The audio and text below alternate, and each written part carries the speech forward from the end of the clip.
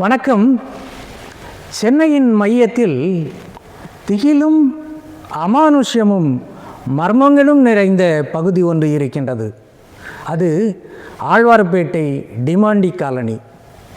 Demonte colony என்ற சினிமாவை பலரும் பார்த்து திகிலில் உறைந்து போயிருப்பார்கள். ஆனால் டிமாண்டி காலனியின் நிஜ கதாநாயகனான போர்ச்சுகீசியர் ஜான் டிமாண்டியினுடைய வாழ்க்கையை நாம் படித்து பார்த்தால் சோகம் நமது நெஞ்சை அப்படியே கவ்வுகின்றது. அடையாறிலிருந்து எழும்பூர் வரை ஏகப்பட்ட சொத்துக்களுக்கு அவர் அதிபதியாக இருந்தார். அந்த சொத்துக்களினுடைய மதிப்பு மட்டும் பல்லாயிரம் கோடி ரூபாய். டிமாண்டி காலனியில் ஜான் டிமாண்டி வசித்து வந்த பங்களாவில் தங்கமும் வைரமும் மூட்டைகளாக கொட்டி கிடந்தன. ஆனால் அதையெல்லாம் ஆண்டு அனுபவிக்க ஜான் டிமாண்டிக்கு ஒரு குழந்தை கூட உயிரோடு இல்லை. அவருடைய மனைவி அதனால் மனநோயாளியாகி கோவளம் கடற்கரையில் அலைந்து திரிந்து கொண்டிருந்தார். இவ்வளவு பெரிய சோகத்திற்குள் ஜான் டிமாண்டி நடை பிணம் போல வாழ்ந்து கொண்டிருந்தார். ஒரு நாள் திடீரென்று அனைத்து சொத்துக்களையும் தேவாலயத்திற்கு எழுதி வைத்துவிட்டு அவர் மர்மமான முறையில் இறந்து போய்விட்டார். அவர் இறந்து போனதோடு அவரது கதை முடிந்து போகவில்லை. அதன் பின்பு திகிலும் மர்மமும் அவருடைய வாழ்க்கையில் திளைத்து வருகின்றது. இப்போது அவர் உயிரிழந்து பல ஆண்டுகள் ஆகிவிட்டாலும் அந்த டிமாண்டி காலனி பகுதியில் மர்மமும் திகிலும் அமானுஷ்யமும் நிறைந்து காணப்படுகின்றது. அந்த அமானுஷ்யங்களை பற்றி நம்மிடையே பேசுவதற்காக அமானுஷ்ய ஆய்வாளர் நாராயணன் அவர்கள் வருகை தந்திருக்கின்றார்கள். வணக்கம் சார். வணக்கம் சார். இந்த டிமாண்டி காலனி அப்படின்னாலே இந்த சென்னையில் உள்ள மக்களுக்கு ஒரு திகிலாக இருந்துட்டு இருக்கு. ஆமாம். அந்த டிமாண்டி காலனியுடைய கதாநாயகனான ஜான் டிமாண்டி அப்படிங்கிறவர் யார்? அவர் எங்க இருந்து சென்னைக்கு வருகிறார்? எதற்காக வருகிறார்? அதை பத்தி கொஞ்சம் விளக்கமா சொல்லுங்களா. நல்லது. நீங்கள் ஏற்கனவே குறிப்பிட்டதை போல ஜான் டிமாண்டி போர்ச்சுகல்லை சேர்ந்தவர். அங்கு எளிய குடும்பத்தில் பிறந்த அவர் வர்த்தகத்தில் ஈடுபட்டார். அங்கு அவருக்கு போதிய வாய்ப்புகள் கிடைக்காததால் 1800ஆம் ஆண்டு வாக்கில் சரி பிரெஞ்சு காலனியில் இருந்த பாண்டிச்சேரிக்கு ஏராளமான போர்ச்சுகீசியர்களுடன் கப்பலில் வந்தார். சரி. பாண்டிச்சேரியில் ஒரு வியாபாரத்தை வர்த்தகத்தை தொடங்கினார். அந்த காலகட்டத்தில் மெட்ராஸ் மாகாணம் ஒரு வர்த்தக மையமாக இருந்தது. சரி. பாண்டிச்சேரி துறைமுக பகுதியாக இருந்தாலும் கூட பெரிய அளவில் வியாபாரம் பண்ண முடியாது என்று நினைத்த ஜான் டிமாண்டி சரி சென்னைக்கு போனால் நன்றாக சோபிக்க முடியும் என்று நினைத்து சென்னைக்கு வந்தார். சரி. சென்னைக்கு வந்து ஒரு எளிமையான முறையில் சரி வியாபாரத்தை சாதாரண வியாபாரியாக தொடங்கினார். சரி. தொடங்கிய வியாபாரத்தை அல்லும் பகலும் அயராது பாடுபட்டு கடுமையாக உழைத்து சரி அதில் வெற்றி கண்டார். குறுகிய காலத்திலேயே தென்னிந்தியாவிலே புகழக்கூடிய, பேர் சொன்னால் தெரிந்து கொள்ளக்கூடிய அளவுக்கு ஒரு பிரபல வர்த்தகரானார். சரி.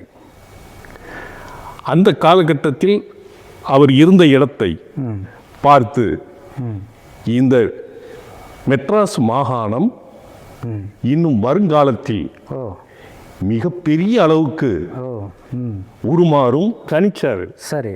கணிச்சதோடு மட்டும் அல்லாமல் அடையாறில் இருந்து எழும்பூர் வரைக்கும் சொத்துக்களாக வாங்கி குவித்தார். தங்கத்தையும் வைரத்தையும் வாங்கி வாங்கி வாங்கி குவித்தார். அது மட்டுமன்றி கோவளத்தில் அன்னை செயின்ட் கார்மல் என்ற தேவாலயத்தை லட்சக்கணக்கில் செலவு பண்ணி கட்டி கொடுத்திருக்கிறார் என்றால் பார்த்துக் கொள்ளுங்களேன். சார், நீங்கள் சொல்கிறது மாதிரி செல்வத்தில் புரள்றது அப்படிங்கிறதுக்கு இந்த ஜான் டிமாண்டி ஒரு எடுத்துக்காட்டாக இருக்கு. ஆமாம். அப்படிப்பட்ட அவருடைய வாழ்க்கையில் இவ்வளவு பெரிய சோகங்கள் ஒன்றன் பின்னா ஒன்றாக அவரை தாக்குறதுக்கு என்ன காரணம்? அவர் வாழ்க்கையில் நடந்த சோகங்கள் எல்லாம் என்ன? நல்ல, அதாவது ஆங்கிலத்தில் ஒரு பழமொழி சொல்வார்கள், மேன் ப்ரொபோசஸ் காட் டிஸ்போசஸ். மனுஷன் ஒன்று நினைப்பான், தெய்வம் வேற விதமாக நினைக்கும் அப்படின்னு. சரி. செல்வ செழிப்புகளோட திகழ்ந்தார் ஜான் டிமாண்டி. சரி. உள்நாட்டின் மட்டும் இல்லாமல் வெளிநாடுகளுக்கும் போய் அவர் வர்த்தகத்தில் ஈடுபட்டார். சரி. அப்படி ஜெர்மனிக்கு அவர் சென்றபோது, சரி, தற்செயலாக தேவாலயத்தில் சென்றபோது மேரி என்ற பெண்ணை சந்தித்தார். சரி. இருவரும் பேசி பழகினார்கள். சரி. ஓ. இருவருடைய இதயங்களும் ஒன்றிணைந்தன. சரி. அங்கேயே அவர் திருமணம் செய்து கொண்டார். ஓ. மனைவியை அழைத்து கொண்டு சென்னைக்கு வந்தார். சரி. இங்கு சென்னை ஆழ்வார்பேட்டையில் டிடிகே சாலையில், சரி, மேரி சந்திப்பு சாலையில் சரி, அவரது பெயராலேயே இருக்கக்கூடிய டிமாண்டி காலனியில் சரி குடியேறினார்கள். சரி. அவர்கள் சந்தோஷமாக வாழ்க்கை நடத்தினார்கள். ஓஹோ. அவர்கள் இல்லறம் நல்லறமாகவே திகழ்ந்தன. சரி. நாளடைவில் அவர்களுக்கு குழந்தைகள் பிறந்தன. சரி. அடுத்தடுத்து குழந்தைகள் பிறந்தன. ஓ. சரி. ஆனால் துரதிர்ஷ்டவசமாக சரி, எந்த குழந்தையும் உயிரோடு இல்லை. ஓஹோ. குழந்தைகள் பிறந்த ஒரு சில மாதங்களில், ஒரு சில ஆண்டுகளில் ஒவ்வொரு குழந்தையும் பரிதாபமாக இறந்து விட்டன. சரி. இது ஜான் டிமாண்டியும் அவரது மனைவி மேரியையும் மனதளவில் கடுமையாக பாதித்தது. வெளியிலே சொல்லிக்கொள்ள முடியாமல் துன்பங்களையும் துயரங்களையும் மனசுக்குள்ளேயே போட்டு பூட்டிக் கொண்டு புலம்பி மனம் பேதலித்து விட்டனர். இந்த ஜான் டிமாண்டி மேரி தம்பதிகளுக்கு நிறைய குழந்தைகள் பிறக்கின்றன. ஒன்றன் பின் ஒன்றாக இறந்து போகிறது. மிகுந்த மன உளைச்சலுக்கு உள்ளாகின்றார்கள். இப்படிப்பட்ட ஒரு காலகட்டத்தில் மேரி கோவளம் கடற்கரையில் மனநோயாளியாக அலைந்து திரிந்தார் பல ஆண்டுகளாக அப்படின்னு சொல்கிறாங்க. இது எந்த அளவுக்கு உண்மை? உண்மைதான். அதாவது மனித வாழ்க்கைக்கு செல்வ செழிப்பு மட்டுமே போதாது என்பதைத்தான் இது காட்டுகிறது. சரி. அடுத்தடுத்து குழந்தைகள் இறந்த மனத்துயரத்தில் இருந்த மேரி சற்று மன ஆறுதல் பெறுவதற்காக சரி, ஜான் டிமாண்டி கோவளத்தில் தான் கட்டிய தேவாலயத்திற்கு சென்று வழிபட்டு வா என்று சொல்லி அங்கு அழைத்து சென்றார். சரி. அங்கு இருந்து அவர் பிரார்த்தனை செய்தார். திடீர்னு கடற்கரையெல்லாம் அலைந்து கொண்டிருந்தார். சரி. ஜான் டிமாண்டியும் மேரியும் ஆலயங்களுக்கு ஒவ்வொரு ஆலயமாக சென்று பிரார்த்தனை செய்தனர். சரி. அதிர்ஷ்டவசமாக அவர்கள் பிரார்த்தனைக்கு கைமேல் பலனாக தாய்மை பேரை அடைந்தார். சரி. ஆனால் தான் தாய்மை பேரை அடைந்திருக்கின்றேன் என்ற நிலையை அவரால் உணர்ந்து கொள்ள முடியவில்லை. சரி. 10 மாதங்கள் மனைவி அருகே இருந்து கவனித்துக் கொண்டார். கண்ணும் கருத்துமாக கவனித்துக் கொண்டார். சரி. குழந்தை நல்ல விதமாக பிறந்தது. சரி. ஆனால் ஒரு பரிதாபமான நிலை என்றால், தனக்கு குழந்தை பிறந்திருக்கிறது என்பதையே அவரால் உணர்ந்து கொள்ள முடியாத ஒரு துர்ப்பாக்கியமான ஒரு சூழ்நிலை மேரிக்கு ஏற்பட்டது. ஓஹோ. சரி. குழந்தையை கண்ணும் கருத்துமாக கவனிக்க வேண்டும், வளர்க்க வேண்டும் என்று நினைத்த ஜான் டிமாண்டி அந்த குழந்தையை மேரியின் அப்பா அம்மா இருக்கக்கூடிய ஜெர்மனிக்கு அனுப்பி வைக்கிறார். அவர்களை நன்கு பராமரித்து வளர்த்து வரும்படி சொல்கிறார், ஏற்பாடு செய்தார். சரி. அந்த குழந்தையும் வளர்ந்து வந்தது. சரி. ஆனால் அந்த குழந்தையை அவருக்கு 22 வயதாக இருக்கின்ற போது மீண்டும் அந்த குழந்தை தன்னிடம் அழைத்து கொள்ள இவர் விரும்பினார். சரி. ஆனால் அதற்குள் மீதி வேறு விதமாக விளையாடிவிட்டது. இந்த ஜான் டிமாண்டியினுடைய மகன் 22 வயது. அவருடைய பெயர் கிறிஸ்டோபர் ஜான் டிமாண்டி அப்படின்ற மாதிரி பெயர்னு நினைக்கிறேன். ஆமாம். அங்கேருந்து படிச்சுட்டு அவருடைய அப்பாவை பார்க்கறதுக்காக ரொம்ப ஆசையோடு அவர் அங்கேருந்து இங்கே வர்றாரு. ஆமாம். நீங்கள் இப்போ திடீர்னு சொன்னீங்க விதி விளையாடு அப்படின்னீங்க. அப்படி என்ன விபரீதம் நடந்தது? அதாவது தந்தையினுடைய அழைப்பின் பேரில் கிறிஸ்டோபர் ஜெர்மனியிலிருந்து புறப்பட்டு கப்பல் தளத்திற்கு வந்து கொண்டிருக்கின்றார். மகனை வரவேற்க ஆவலோடு ஏற்பாடுகளை செய்து கொண்டிருந்தார். ஓஹோ. தனது திரண்ட கோடிக்கணக்கான சொத்துக்களை ஆள்வதற்கு ஒரு மகன் வரப்போகிறான், வாரிசு வரப்போகிறது, மகிழ்ச்சியோடு இருந்தார். நம்மளுடைய இருந்து நம்மளுடைய வியாபாரத்தை வர்த்தகத்தை கவனிக்கப் போகிறான் என்று ஆனந்தப்பட்டு போவோரிடம் உறவினர்கள் நண்பர்களிடம் எல்லாம் சொல்லி ஆனந்தப்பட்டு கொண்டிருந்தார். சரி. இந்த சூழ்நிலையில் துறைமுகத்துக்கு கப்பலுக்கு வந்து கொண்டிருந்த கிறிஸ்டோபர் மீது மார்பில் துப்பாக்கி குண்டு பாய்ந்த நிலையில் அதே இடத்தில் அவன் மரணத்தை தழுவ நேர்ந்தது. ஜெர்மனியிலேயே மரணத்தை தழுவ நேர்ந்தது. மொத்தமாக பார்த்தா ஜான் டிமாண்டியுடைய குழந்தைகள் ஒட்டு மொத்தமாக யாருமே உயிரோடு இல்லை. மிகப்பெரிய சோகம் நடக்குது. பெரிய சோகம். ஓஹோ. வார்த்தைகளால் வர்ணித்து விட முடியாத சோகம். இந்த தகவல் ஜான் டிமாண்டிக்கு தெரிவிக்கப்பட்டது. அவர் மனநிலை எப்படி இருந்திருக்கும்? சரி. மனைவி புத்தி பேதளித்து அலைகிறாள். பல ஆண்டுகளுக்கு பிறகு, பிரார்த்தனைக்கு பிறகு பிறந்த ஆண் குழந்தை, வாராது வந்த வாரிசு இப்ப அகால மரணம் அடைந்து விட்டான் என்பதை கேட்டு துடித்தார், கதறினார், கண்ணீர் விட்டு கதறி அழுதார். என்ன செய்வது? மனதை தேட்டிக்கொண்டு மகனின் உடலை ஜெர்மனியில் இருந்து வரவழைத்து கோவளத்தின் ஒரு தேவாலயத்தில் அடக்கம் செய்து. சென்னையில் தான் அடக்கம் செய்யப்பட்டிருக்கிறது. கோவளம் கடற்கரையில் அடக்கம் செய்து விட்டார். சார், ஜான் டிமாண்டிக்கு மொத்தமாக வாரிசுகளே இல்லை அப்படின்ற நிலை உருவாயிடுச்சு. மனைவி மனநோயாளியாகி கடற்கரைகளில் சுற்றி கொண்டு இருக்கின்றார். ஆமாம். இந்த நிலையில் இவர் மிகப்பெரிய பல்லாயிரம் கோடி ரூபாய்க்கு சொத்தை வச்சுக்கிட்டு இருக்கிறாரு. ஆமாம். அப்போ அவர் என்ன மாதிரியான முடிவை எடுக்கிறாரு? மகனினுடைய நிலைமையும் மனைவியினுடைய நிலைமையும் இவ்வாறு ஆனதும் இவருக்கு மனம் பேதலித்து விட்டது.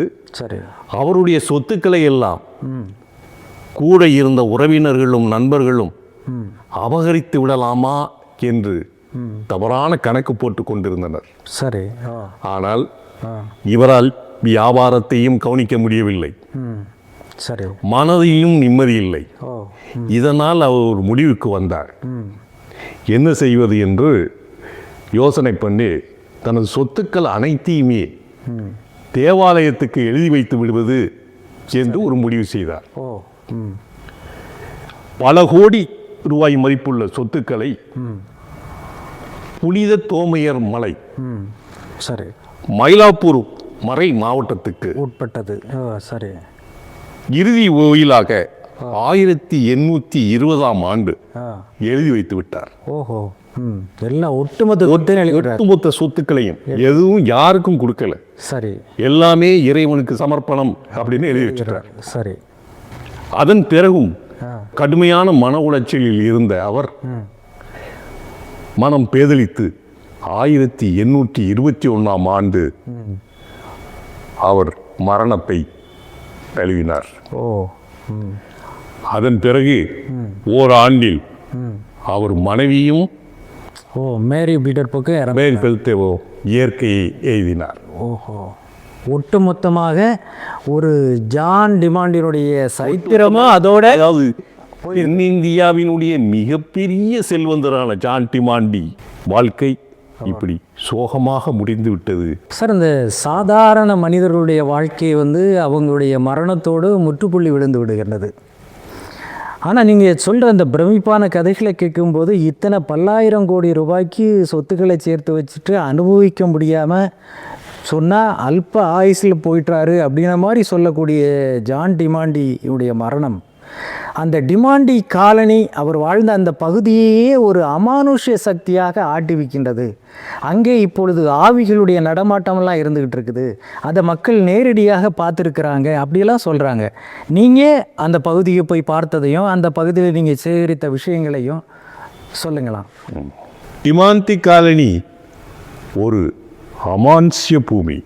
ஒரு காலத்தில் பிரமிக்க வைக்கத்தக்க அளவுக்கு இருந்த அந்த இடம் இன்று டிமாண்டி காலனி என்று சொன்னாலே ஓ அந்த இடமா என்று கேட்பவர்கள் மிரட்சியுடன் பார்த்து கண்களை விரித்து ஒரு பயத்தோடு கேட்கக்கூடிய ஒரு நிலைமை உருவாகிவிட்டது. ஓஹோ. ம் ம். இந்த நிலைமையை ஏற்படுவதற்கு என்ன காரணம் என்று சொன்னால் 60 ஆண்டு கால வரலாற்றை பின்னோக்கி பார்க்க வேண்டும். சரி. 60 ஆண்டுகளுக்கு முன்பு மறை மாவட்டம் சரி. மயிலாப்பூர் ஒரு சொத்து எழுதி கொடுத்தார, அந்த மறை மாவட்டத்தை சேர்ந்தவங்க சரி. அங்க வந்து ஒரு நவீன குடியிருப்பை கட்டினாங்க. ஓ.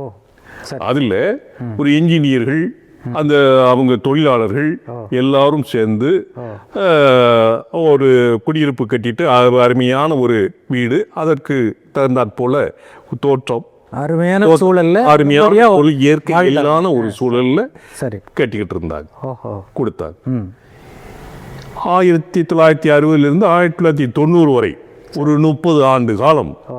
அந்த குத்தகை காலம் முடிந்த உடனே ஓ. அந்த இடத்தில் இருந்தவங்க எல்லாமே ஓ. வந்துட்டு வெளியேறி விட்டாங்க. ஓ, வீட்டை காலி பண்ணி போயிட்டாங்க. சரி. ஆமா, இந்த இடம் வந்து இந்த டிமாண்டி காலனி இடம் மட்டும் மொத்தம் 186 கிரவுண்ட்ல உள்ளது. ஏப்பா, 186 கிரவுண்டில் பெரிய இடம். பெரிய இடம். சரி. அந்த இடங்கள் எல்லாம் வந்துட்டு எல்லாரும் காலி பண்ண உடனே அங்கே வேற யாருமே போக முடியாம அந்த இடங்கள் எல்லாம் வந்து முட்டி சந்தாகவும் புதர் மண்டிகளாகவும் அது பார்த்தாலே பதற வைக்கும் நிலையில் அந்த இடம் ஆயிற்று. சரி. ஆவிக்கதைகளின் கோட்டையாகவும் அமானுஷ்ய சக்திகளின் ஒரே இடமாகவும் அது மாறி போனதுதான் ஒரு சுவாரஸ்யமான கதை. ஓ. சார், அந்த பகுதி மக்கள் அங்கே காணப்படுகிற அந்த அமானுஷ்ய காட்சிகளுடைய பின்னணியில் ஒரு ஜான் டிமாண்டி தான் ஒரு ஆவியாக அந்த பகுதியில் அப்படியே சுற்றிக்கிட்டே அலைகிறாரு அப்படின்னு சொல்ல வரதா நீங்கள் சொல்கிறீங்க. அதற்கான காரணம் என்ன இருக்கிறதாக நினைக்கிறீங்க? நிறைவேறாத ஆசைகளுடன் வாழ்க்கையில் துன்பப்பட்டு துயரப்பட்டு மரணத்தை தழுவியவர்களின் ஆன்மா அவர்கள் வாழ்ந்த இடத்தைத்தான் சுற்றி கொண்டே இருக்கும். சரி. ஓ. இவர்களுடைய புண்ணிய பலனாக ஜான் டிமாண்டி நிறைய தானம் தர்மங்கள்லாம் செய்திருக்கிறார். சரி. அதனுடைய பயனாக அவர் நேரடியாக ஆவி உலகத்து மேல் உலகத்தில் கூட இருக்கலாம். ஆனால் அவருடைய மனைவி எப்படி இருப்பதோ அவர் ஆவி என்பது 2 இடங்களில் இருக்கும். ஒன்று மேல் உலகத்தில் இருக்கும், இன்னொன்று கீழ் உலகத்தில் இருக்கும். சரி. இந்த கீழ் உலகத்தில் இருக்கக்கூடிய ஆவி மேல் உலகத்துக்கு போக முடியாது. ஓ. ஆனால் மேலுலகத்தில் இருக்கக்கூடிய ஆவி கீழுலகத்தில் இருக்கக்கூடிய தன்னுடைய உறவினர்களை சந்தித்து பேசுவதற்காக சரி கீழே இறங்கி வரலாம். ஓ. சரி. இந்த சூழ்நிலையில் கோடிக்கணக்கான சொத்துக்களை நிற்கரியாக விட்டுவிட்டு எதையும் அனுபவிக்க முடியாமல்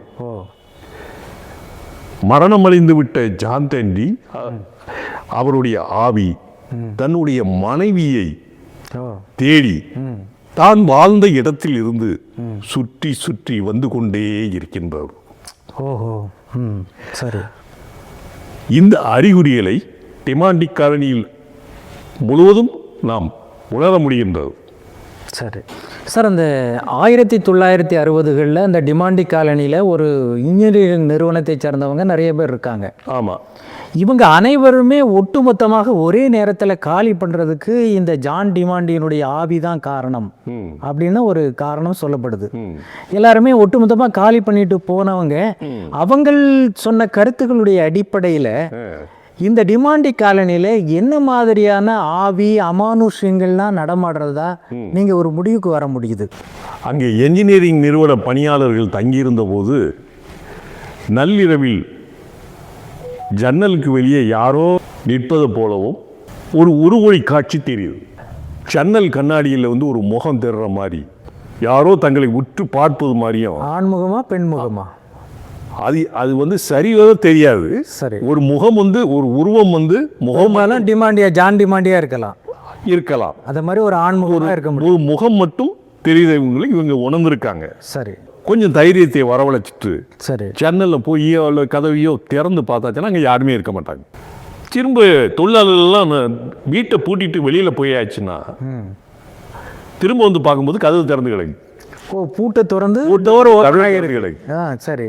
இவங்க என்ன பண்ணுவாங்கன்னா சாவியை எடுத்துட்டு ஒரு இடத்துல வச்சாச்சுன்னா அந்த சாவி அங்க இருக்குது இல்லை, எங்கதான் கோச்சுன்னே தெரியாது. ஓஹோ, சரி. இந்த மாதிரிலாம் வந்து இருக்குது. ஒரு பொருட்களை நம்ம வச்ச இடத்துல அந்த பொருட்கள் இருக்காது, இடம் மாதிரி நகர்ந்துருக்கும். வீட்டுக்குள்ள யாரோ வந்து புழங்குறது மாதிரி, வீட்டில் வந்து புழங்கிட்டு போற மாதிரி. ஓஹோ, அந்த மாதிரி ஒரு இருக்கும். இதுல திடீர்னு பார்த்தா நள்ளிரவுல பறவைகள் கத்தும். சரி. ஆனா அந்த பறவைகள் கத்துறது அலற மாதிரி இருக்கும். ஓ, ஒரு மனிதர்கள் அலறல் மாதிரி இருக்கும். மனிதர்களுடைய வந்து அலறல் இருக்கும். சில இது வந்து கூக்கலிட்டு அழுகிற மாதிரி கூட ஒரு ஓசை கேட்கும். இந்த விலங்கினங்களுக்கு வந்து, அதாவது குறிப்பா நாய், பூனை, இவங்களுக்கு வந்து அமானுஷ்ய சக்தியினுடைய நடமாட்டம் தெளிவாக தெரியும். சரி. காவலாளி மில்டன் சரி பணியில் இருந்தபோது நள்ளிரவில் சரி ஒரு முதியவர் ஒருவர், அதாவது அந்த மில்டன் காவலாளி பார்த்ததை சொல்றீங்க? பார்த்ததை சொல்றேன். சரி. காவல் பணியில் இருக்காரு. சரி. நள்ளிரவு ஆயிட்டு சரி 12 மணிக்கு சரி ஒரு முதியவர் கையில ஒரு மெழுகுவர்த்தியுடன் சரி அவரை நோக்கி போயிட்டு ஓ மில்டன் அப்படின்னு பேர் சொல்லி கூப்பிடுறார். அவ்வளவுதான். திரும்பி பார்த்தவரு சரி ஏதோ ஒரு அமான்சி வந்து நம்ம பேரை சொல்றேன்னு சொல்லிட்டு அது பார்த்த உடனே அப்படியே மயங்கி அடிச்சு விழுந்துட்டார். அவ்வளவுதான். மறுநாள் வேலையே எனக்கு வேண்டாம் அப்படின்னு சொல்லி வேலையை விட்டு நேபாளத்துக்கே போயிட்டார். ஓஹோ. அது ஜான் டெம்டியின் ஆவிதான் என்று அந்த பகுதி மக்கள் சொல்றாங்க. சரி. இரவு நேரங்களில் வீடுகளின் மேல் மாடியில் யாரோ நடப்பது போன்ற சத்தமும் தூரத்தில் யாரோ முணுமுணுப்பது போன்ற குரலும் கேட்டதாக பலரும் தெரிவிக்கிறாங்க. சரி. நள்ளிரவு 1 மணிக்கு பிறகு பழைய காலத்து நீளமான ஓவர் கோட் அணிந்த ஒரு உருவம் தெருக்களில் மெதுவாக நடந்து செல்வதை பார்த்தும் பலர் பயந்து போய் அழுதியிருக்காங்க. சரி. இன்னும் சிலர் என்ன சொல்றாங்கன்னா, வானத்துல இருந்து நட்சத்திரம் உதிர்ந்து கீழே வருது, அது நேரடியாக இந்த டிமாண்ட் காலனிக்கே வருது. ஓ சரி. அது நிச்சயமாக ஆவிதான் அப்படின்னு சொல்றாங்க. அமானுஷ்ய சக்தி தான். அமானுஷ்ய சக்தின்னா அடிச்சு சொல்றாங்க. ஓ சார், அந்த டிமாண்டி காலனியில் நீங்கள் நடத்தின ஆய்வுகளில் ஒரு முக்கியமான விஷயம், நிறைய ஆட்டோ டிரைவர்களும் டாக்ஸி டிரைவர்களும் இந்த பழைய ஆட்கள் அவங்களுடைய அனுபவங்களை திகிலோட உங்கள்கிட்ட சொல்லியிருக்காங்க. ஆமாம் ஆமாம். அந்த திகில் கதைகளை கொஞ்சம் சொல்லுங்களா? அவர்களை சந்தித்து பேசுகின்ற போது அவர்கள் சொல்கின்ற தகவல்கள் நம்மை அதிர்ச்சி அடையவும் திகில் அடையவும் செய்கிறது. ஓஹோ. அந்த பகுதி வழியாக செல்லும் ஆட்டோ டாக்ஸிகளை சரி கோட்டு அணிந்த ஒரு உருவம் வழிமறித்து நிறுத்த சொல்லுகிறது. ஓ சரி. இவங்களும் யாரோ நிறுத்துறாங்களே இந்த நேரத்தில், ராத்திரி நேரமாச்சே அப்படின்னு நினைச்சிட்டு கீழே இறங்கி நின்று பார்த்தாச்சுன்னா அந்த உருவத்தை காங்க. அதாவது ஆட்டோ டிரைவர்களை ஓவர் கோட் அணிந்த ஆள் வந்து நிறுத்துறாரு. டிரைவர்கள் இறங்கி பார்க்கும்போது அந்த ஆட்கள் யாருமே இருக்க மாட்டாங்க, மாயமா இருக்கும். சரி. உடனே அந்த டிரைவர் அவன் அதிர்ச்சி அடைஞ்சி அப்படியே பதட்டத்தோட ஐயோ யாரோ பேயோ பிசாசோ அப்படின்னு சொல்லிட்டு அவன் அவன் தொழிலெல்லாம் விட்டு நேரம் வீட்டுக்கு போயிடும். ஓஹோ. இதெல்லாம் அவங்க சொல்லியிருக்காங்க. அதுக்கு பிறகு டிமாண்டி காலனி பக்கமே எட்டி பார்க்க போறதே அச்சப்படுவாங்க. போறதே கிடையாது, ஐயோ வேண்டாம் அப்படின்னு சொல்லி. சரி. அதே போல காலனியின் எல்லையில் உள்ள சுவர்களில் வாகனங்களை தள்ளிவிட்டு ஒரு விபத்துகள் ஏற்பட போன்ற ஒரு நிகழ்வு அசம்பாவியங்களும் சம்பவங்களும் இப்போ நடந்துகிட்டு இருக்கு. இதுவும் பெரிய அமானுஷ்ய விஷயம். இது ஒரு அமானுஷ்யத்தான் பார்க்கப்படும். ஓஹோ. இதெல்லாம் நள்ளிரவு நேரங்களில் நடக்குதுன்னு அவங்க என்கிட்ட சொல்லியிருக்காங்க. சரி. இன்னும் இரவு நேரத்தில் அங்கே போகும்போது அந்த அமானுஷ்ய சக்திகளுடைய நடமாட்டத்தை வந்து அவங்க கணிக்கிறாங்க. அதுக்கு என்னன்னா, சரி, அந்த மலர்கள் அழுகிய மலர்கள், அழுகிய முட்டைகள், அதனுடைய வாடைகள் வந்து அப்படியே அதிகமாக வருமா அந்த பகுதியில் வருவா. சரி. அப்படி வருதுன்னு சொன்னாச்சுன்னா அந்த ஆவியலுடைய நடமாட்டம் இருக்கு அப்படின்னு அவங்க சொல்றாங்க. இதனால இரவு பகுதியிலே அங்கே போறதை தவிர்த்துறாங்க. சார், உங்க ஆய்வுகளில் ஒரு பகுதியில் இதுவரை காட்சிகளை பற்றி சொன்னீங்க. அந்த டிமாண்டி காலனியில் உள்ள பழைய வீடுகளில் இருந்து பியானோ இசை வந்து ஒரு சோகமாக அப்படியே வெளியே வந்துக்கிட்டே இருந்ததாகவும் சிலர் உங்கள்கிட்ட சொல்லியிருக்காங்க. ஆமாம், உண்மையிலே அந்த இசை ஏன் வருது, அதுலேயும் என்ன அமானுஷ சக்தி இருக்குது? அதாவது சில நாட்களில் அமைதியான இரவு வேளைகளில் சரி, அந்த பாலடைந்த பங்களாக்கள் இருந்து பியானோ போன்ற இசைக்கருவியினுடைய நாதம் கேட்கிறதாக அந்த பகுதி மக்கள் சொல்கிறாங்க. சரி. ஆனால் அங்கே பியானோவும் கிடையாது, ஒன்று கிடையாது. உள்ளே போய் பார்த்தாச்சுன்னா அங்கே யாருமே இருக்க மாட்டாங்க. சரி. அது பியானோவே இருந்தது, அது வாசிக்கிறதுல ஒரு பெரிய மர்மமாகவே இருக்கு. பியானோ இல்லை, ஆனால் இசை வருது. சரி. ஆனால் அது ஒரு மர்மமாக தான் இருக்கு. சரி. அந்த பகுதியில் இருந்தவங்க நல்ல தைரியசாலி, திடமுள்ளவர்கள், அதை எளிதாக எடுத்துக்கொள்கிறாங்க. ஆனால் சரி, கொஞ்சம் இதயம் வீக்கானவங்க அதை பார்க்கும்போது அதே அவங்களுக்கு அதிர்ச்சி ஆகிடுது. பலர் அது சத்தத்தை கேட்டு அந்த மாதிரி வந்ததுன்னு சொல்லிட்டு அவங்களே உடம்பு சரியில்லாமல் பல நாள் இருந்து ஆஸ்பத்திரிக்கெல்லாம் போயிட்டு இருக்காங்க. சரி. இந்த விஷயத்தில் ஜான் டிமாண்டி உயிரோடு இருந்த காலத்தில் அருமையாக இதை வாசிப்பார். ஓ, சரி. ஒரு நல்ல கலைஞர், கை தேர்ந்தவர். அவர் என்ன, அவர் போர்ச்சுகலில் இருக்கும்போதும் சரி, இங்கே இருக்கும்போதும் சரி, தேவாலயங்களுக்கெல்லாம் போய் அங்கே நடக்கக்கூடிய இசை நிகழ்ச்சிகள்லாம் நல்லா கற்றுக்கிட்டு அதில் ஒரு திறமையாக இருந்தவர். அதனால் இந்த இதில் ஒரு இசை வருதும்போது அவர் ஒரு அருவ நிலையில் இருந்து இசை வாசிப்பாரோ அப்படிங்கிற ஒரு இது அங்கே வருது, மக்களுக்கு ஏற்பட்டு. அதனால் அச்சப்படுறாங்க, திகிலாவும் அடைஞ்சிருக்காங்க. ஓ, அழகான இசையாக இருந்தாலும் ரசிக்க முடியல, அதை ரசித்து பயப்படுறாங்க. அந்த இசை வரக்கூடிய நேரத்தில் சரி, பல நாய்கள் ஒன்று சேர்ந்து கோரஸாக குலைக்கும். ஓ, சரி. இப்போ நாய்களுக்கு கண்களுக்கு பேய்களுடைய நடமாட்டம் நன்றாக தெரியும். சரி.